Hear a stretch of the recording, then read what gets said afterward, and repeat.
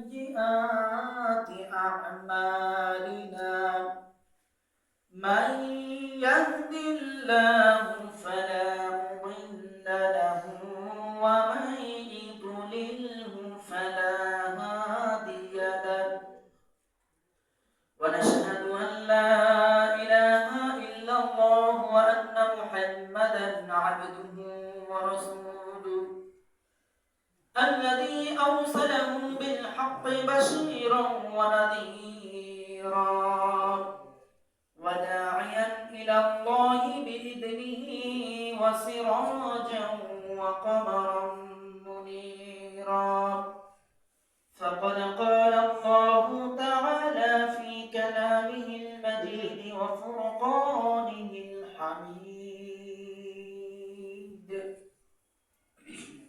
সবাই পাঠ করে فأعوذ بالله من الشيطان الرجيم بسم الله الرحمن الرحيم لا يتخذ المؤمنين الكافرين أولياء من دون المؤمنين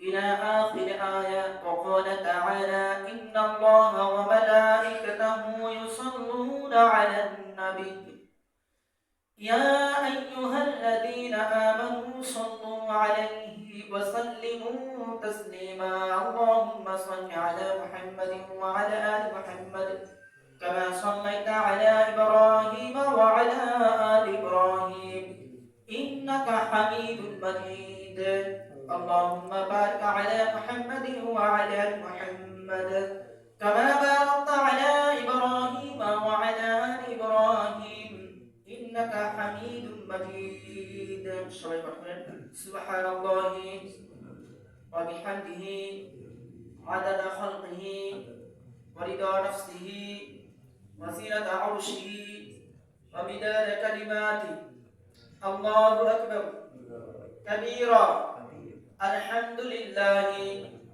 كثيرا سبحان الله بكرة وأصيلا প্রশংসা করলাম কার সবখানে প্রশংসা করব কার খাওয়ার সময় প্রশংসা করব কার শোয়ার সময় প্রশংসা করব কার কাজের সময় প্রশংসা করব কার সবখানে প্রশংসা করব কার এবং দরুদ ও সালাত পাঠ করে বিশ্ব মানবতার মুক্তির দূত সর্বকালের সর্বশ্রেষ্ঠ মহান শিক্ষকের প্রতি সবাই বলি সাল্লাল্লাহু আলাইহি ওয়াসাল্লাম।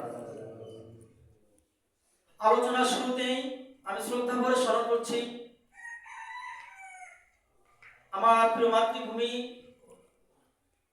সুজলা সুফলা শস্যশ্যামল বাংলাদেশকে যারা নিজেদের জীবনের বিনিময়ে নিজেদের রক্তের বিনিময়ে যারা স্বাধীন করেছেন সেই সমস্ত শহীদ ভাইদেরকে আমি শ্রদ্ধা করে স্মরণ করছি এবং বিশেষ করে দ্বিতীয় স্বাধীনতা 5ই আগস্টের মাধ্যমে যে সমস্ত ছাত্র ভাইরা আত্মত্যাগ করেছেন তাদের রূহের মাগফিরাত কামনা করছি। আল্লাহ রাব্বুল আলামিন তাদের প্রত্যেককেই যেন জান্নাতুল ফিরদাউস নসিব করেন, সবাই মিলে আল্লাহুম্মা আমিন। সম্মানিত হাজির, প্রিয় উপস্থিতি, আজকের যে কথাগুলো হবে, যে আলোচনাগুলো হবে, আমি ভূমিকা থেকেই সেই আলোচনাগুলো শুরু করব ইনশাআল্লাহ। আমরা বিগত দিনগুলোতে দেখেছি মুসলিমদের ভিতরে ঐক্যের ফাটল ধরানোর জন্য, মুসলিমদের ভ্রাতৃত্ব নষ্ট করার জন্য বিভিন্ন মহল তারা চক্রান্ত করেছে। অনেক মানুষকে আমরা দেখেছি ইহুদি এবং খ্রিস্টানদের এজেন্ডা বাস্তবায়ন করার জন্য তারা আপ্রাণ চেষ্টা চালিয়ে যাচ্ছে। এটা আজকে নতুন কিছু নয়। বিশ্বনবী মুহাম্মদ রাসূলুল্লাহ সাল্লাল্লাহু আলাইহি ওয়াসাল্লামের আইন ও বিধান যখন নাযিল হয়েছে তখন থেকেই সেই ষড়যন্ত্র ছিল, আছে এবং কিয়ামত পর্যন্ত এটি থাকবে, ঠিক কিনা বলেন? সম্মানিত হাজিরিন, আপনারা জানেন বিশ্বের ভিতরে ইসলামিক যেগুলো মাহফিল হয়, ইসলামিক আলোচনার জন্য, মুসলিম উম্মার দিক নির্দেশনার জন্য যা কিছু আলোচনা হয়, সেই তুরাগ নদীর পারে টঙ্গী ইজতেমা পৃথিবীর মধ্যে একটা নামকরা স্থান, এবং পৃথিবীর বিভিন্ন অঞ্চল থেকে সেখানে মানুষেরা যেরকম একটা পাখি তার ক্ষুধাকে নিবারণ করার জন্য জমিনে ছড়িয়ে যায়, বিভিন্ন দেশের যারা জ্ঞান পিপাসু, যারা ধর্মে বিশ্বাসী, শুধু বিশ্বাসী নয়, যারা ধর্ম থেকে কিছু ফায়দা নিতে চায়, আল্লাহ রাব্বুল আলামিন পর্যন্ত পৌঁছতে চায়, এই সমস্ত লোকগুলো বিভিন্ন দেশ থেকে আমাদের দেশে আসে সেই টঙ্গী তুরাগ নদীর পারে সেই টঙ্গী ইজতেমায়। আমরা 5 আগস্টের পরে দেখেছি আমাদের দেশের সেই তথাকথিত স্বৈরাচারী শাসক বাদশাহ কায়েমকারী সেই যিনি করেছিলেন এদেশে, তার ঘনিষ্ঠতম কন্যা এদেশের মানুষের স্বপ্নকে ধূলিসাৎ করার জন্য, চিরতরে স্তব্ধ করে দেওয়ার জন্য, এদেশের মানুষের বাক স্বাধীনতা চিরতরে কেড়ে নেওয়ার জন্য বিভিন্ন ষড়যন্ত্র করেছিল। আমরা দেখেছি ইসকনের মাধ্যমে, ইসকন লীগের মাধ্যমে তারা ষড়যন্ত্র করলো, ব্যর্থ হয়ে গিয়েছে। অটোরিকশা চালক এই লীগদের মাধ্যমে ষড়যন্ত্র করেছে, সেখানেও তারা ব্যর্থ হয়েছে। আনসার লীগদের নামে তারা ষড়যন্ত্র করেছিল, সেখানেও ব্যর্থ হয়েছে। আমরা এখন বর্তমানে যে পরিস্থিতি, বর্তমানে যে প্রেক্ষাপট আপনারা জানেন, 2 জন ভাই যারা মুসলিম তারা ইন্তেকাল করেছেন এই দাঙ্গার মধ্যে পড়ে। এই ইজতেমাকে কেন্দ্র করে সাদ এবং জুবাইরপন্থী, সাদপন্থী প্লাস জুবাইরপন্থী উভয়ে কিন্তু আমরা জানি মুসলমান এবং উভয়ে আলেম। সম্মানিত হাজিরিন, তারা নিজেদের মধ্যে দ্বন্দ্ব এমনভাবে তৈরি করেছে, গণমাধ্যমগুলো নির্ভরযোগ্য যে গণমাধ্যম রয়েছে, এখানে আমরা যতটুকু তথ্য পেয়েছি, নির্ভরযোগ্য কিছু সূত্রের মধ্যে জানা গিয়েছে এইবারকার যে কর্মকাণ্ডগুলো হলো, মূলত এই কর্মকাণ্ডগুলো যিনি করেছেন তিনি সেই স্বৈরাচারী শাসকের মাধ্যমে তারা এজেন্ডা বাস্তবায়ন করার জন্য এটি করা হয়েছে। এদেশের স্থিতিশীলতাকে রুদ্ধ করার জন্য, স্তব্ধ করে দেওয়ার জন্য, এদেশের মানুষের, এদেশের ভূখণ্ডকে যাতে করে বিদেশের মধ্যে বিক্রি করে দেওয়া যায়, এদেশের মানুষের মধ্যে যাতে করে অরাজকতা, সন্ত্রাসী, নৈরাজ্য তৈরি করা যায়, ত্রাসের রাজত্ব তৈরি করা যায়, এর জন্য তারা আবার এই নতুন একটা পথ তারা বেছে নিয়েছিলেন।